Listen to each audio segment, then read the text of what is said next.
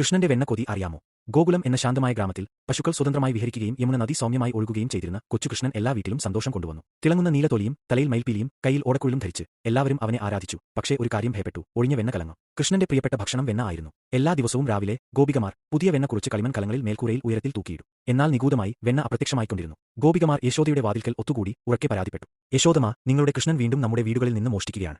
യശോദ ചിരിച്ചു: എന്റെ ഗാൻഹ, അവൻ വളരെ ചെറുതാണ്. അവൻ എങ്ങനെ അത്ര ഉയരത്തിലെത്താൻ കഴിയും? പക്ഷേ ഗോപികമാർ നിർബന്ധിച്ചു: അവൻ മറ്റ് ആൺകുട്ടികളോടൊപ്പം പിരമിഡുകൾ പണിയുന്നു. അവർ പരസ്പരം പുറകിൽ കയറുന്നു. അവൻ കുരങ്ങന്മാർക്കും വെയിൽ കൊടുക്കുന്നു. കൗതുകത്തോടെ യശോദ രഹസ്യമായി കാണാൻ തീരുമാനിച്ചു. ഒരു വെയിൽ നിറഞ്ഞ ഉച്ചതിരിഞ്ഞ് കൃഷ്ണനും സുഹൃത്തുക്കളും സുദാമ, മധുമംഗൽ, മറ്റുള്ളവർ ഒരു ഗോപികയുടെ വീട്ടിലേക്ക് നുഴഞ്ഞുകയറി. തിളങ്ങുന്ന കണ്ണുകളോടെ കൃഷ്ണൻ മുകളിലേക്ക് വിരൽ ചൂണ്ടി. അതാ അവർ ഓരോരുത്തരുടെയും മുകളിലായി കയറി. കൃഷ്ണൻ പാത്രം പൊട്ടിച്ചു. വെയിൽ മഴ പെയ്തു. ചിരിച്ചുകൊണ്ട് അവൻ അത് മുഖത്ത് പുരട്ടി. എന്നിട്ട് ജനാലയിലൂടെ കുരങ്ങുകൾക്ക് ഭക്ഷണം നൽകി. പെട്ടെന്ന് കൃഷ്ണ, ഒരു വടിയുമായി യശോദ പ്രത്യക്ഷപ്പെട്ടു. കൃഷ്ണൻ ചാടി ഓടി വിരലുകളിൽ നിന്ന് വെണ്ണ ഒലിച്ചിറങ്ങി. യശോദ അവനെ മരങ്ങൾക്ക് ചുറ്റും ഓടിച്ചു, വീടിനു ചുറ്റും. ഒടുവിൽ അവന്റെ കൈ പിടിച്ചു.